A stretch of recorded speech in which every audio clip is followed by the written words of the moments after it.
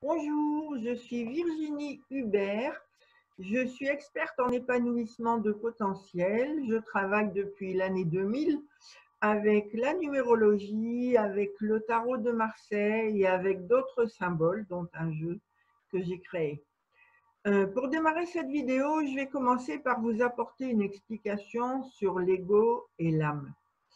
Lorsque nous sommes enfants, parce que nous nous sentons vulnérables, nous suivons les conseils et directives des adultes autour de nous.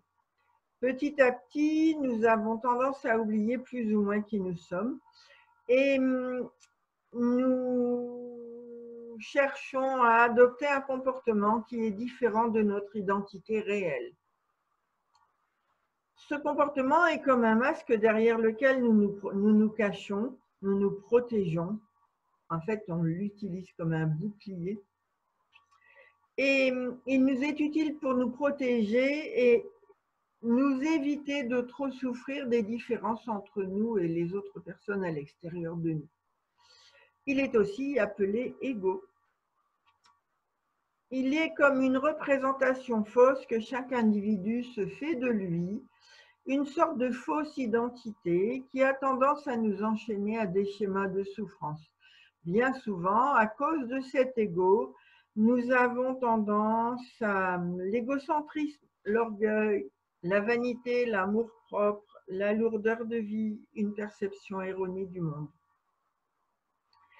Cette attitude est une structure défensive, très souvent mise en place dans l'enfance pour nous protéger de ce qui ne nous correspondait pas. En fait, c'est l'image que nous nous fabriquons et que nous cherchons à montrer aux autres. Et par-dessus le marché, nous avons en nous le secret espoir que les autres nous croient. Nous sommes dans un leurre total. Nous nous leurrons nous-mêmes et nous leurrons les autres. Cette attitude qui correspond en quelque sorte à un rôle que nous jouons nous pénalise malgré nous aujourd'hui. Elle est comme un blindage entre nous et les autres qui nous empêche d'agir en toutes circonstances à partir de notre authenticité et donc d'utiliser l'ampleur du potentiel qui est en nous. Elle nous complique fortement la vie en nous faisant vivre régulièrement des émotions qui nous pénalisent. Or, il se trouve qu'en avril 2020, les êtres humains ont été obligés, s'ils voulaient sortir de chez eux, de porter un masque en tissu devant leur nez et devant leur bouche. Et je vais vous inviter à regarder l'arcane, le mat, correspondant au 22 2020. Si on retire les deux zéros, nous avons un 22. Voilà. Et voilà l'arcane, le mat.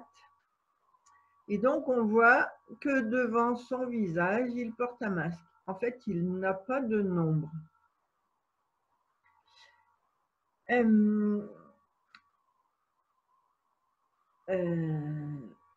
Moi, je trouve que cette information est assez incroyable et je la trouve très, très intéressante. Ce n'est pas par hasard que nous avons vécu cette expérience d'infection bactérienne internationale pendant cette année 2020. Je la trouve très intéressante. Voilà. Alors, on peut regarder d'autres cartes du tarot. Alors, ça, c'est le jeu du tarot de Marseille classique. Mais si on regarde d'autres cartes du tarot, là, on peut voir un peu mieux qu'il porte un masque et il n'a toujours pas de nombre. Voilà. Et il s'appelle le Fou. C'est le tarot de Oswald Wirth.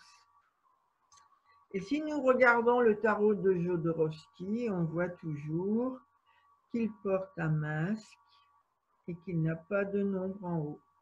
Et là, il s'appelle le mat. Dans la vidéo que j'ai enregistrée début de l'année 2020 pour décrypter l'année par la numérologie, j'expliquais qu'en 2020, nous allons vivre une étape d'évolution de conscience qui fait que nous allons quitter une façon de vivre pour en démarrer une autre. Ce qui revient à dire en termes clairs que nous allons lâcher notre ego pour fonctionner beaucoup plus à partir de notre âme. En ce moment, au moment où je réalise cette vidéo, nous sommes fin juin 2020, de nombreuses personnes me disent qu'elles n'ont envie de rien, qu'elles fonctionnent comme en roue libre, qu'elles se sentent comme un point mort, comme au point mort, qu'elles ont envie d'être dans leur bulle et de ne voir personne. Ceci est une manifestation du 22. Nous quittons un mode de fonctionnement, celui de l'ego, pour nous rapprocher de notre âme.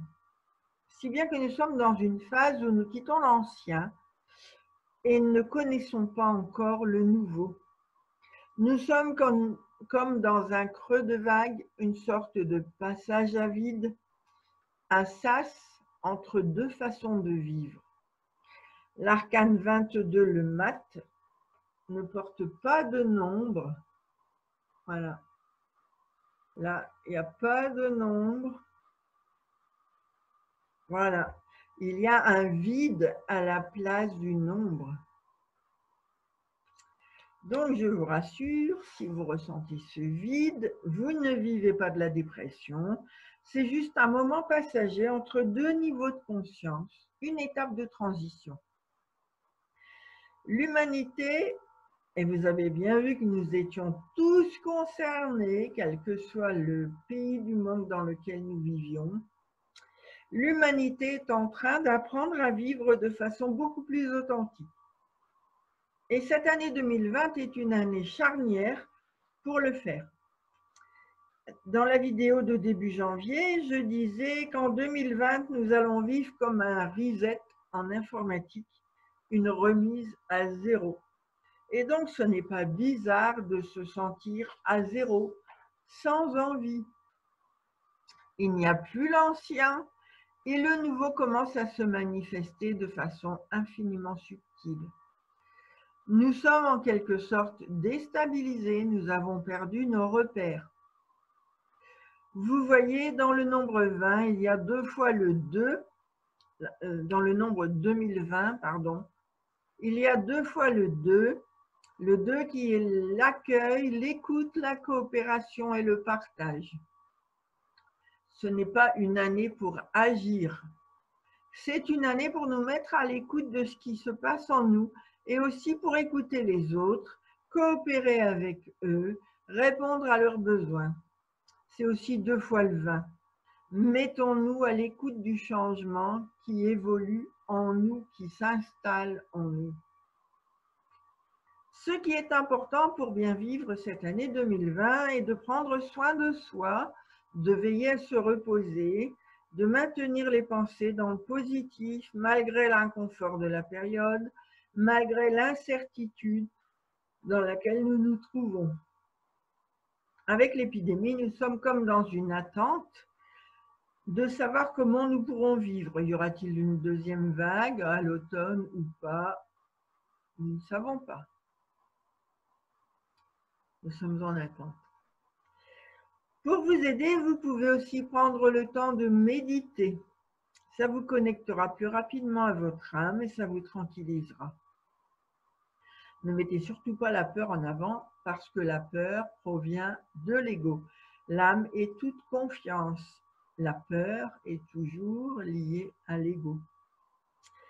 Acceptez de vivre cette phase de transition de toutes les façons. Vous ne pouvez pas faire autrement que la vivre. Les choses se dérouleront après pour vous comme une évidence. C'est grâce à cette pause que vous êtes en train de faire, grâce au moment que vous passerez dans votre bulle, que pourront s'éveiller en vous l'intuition et la clairvoyance, qui sont vraiment des qualités reliées à l'âme, parce que l'intuition et la clairvoyance sont reliées à, je vais dire, l'immensité, à l'inconnu, à j'ai pas le mot qui vient. L'immensité, l'inconnu. Bon, voilà. Donc, je vous invite à cultiver la sérénité, la confiance en des jours meilleurs. En toute confiance. C'est un petit défi auquel nous sommes confrontés. l'humanité entière. C'est ça le côté absolument étonnant. Et vous voyez, si je prends les arcanes 20, parce que 2020 c'est 2 fois le 20, on voit que c'est un ange qui souffle dans sa trompette pour appeler le disciple à se mettre à son écoute et à entrer à son service, au service de l'amour, au service des autres, au service de l'humanité, au service du bien, au service de, comment je veux dire, l'idée de faire grandir les plus belles valeurs que nous avons chacun en nous. Ok? Alors ça, c'est le tarot de Marseille classique. Ça, c'est le tarot de Oswald Wirth. Et vous voyez, c'est pareil, l'ange souffle dans sa trompette pour appeler le disciple qui va sortir de son conditionnement et oser entrer en action. Mais le disciple, il commence par écouter. C'est vraiment la clé de l'année 2020. Ça n'est pas passer à l'action, c'est écouter, coopérer, partager, fonctionner avec l'autre. Il y a tant de magie dans les cartes du tarot, vous ne pouvez pas imaginer. Voilà. Et donc, je propose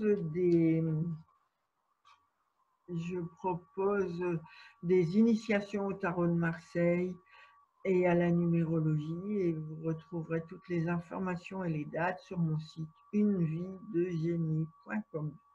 Au plaisir de vous diffuser toutes ces belles connaissances.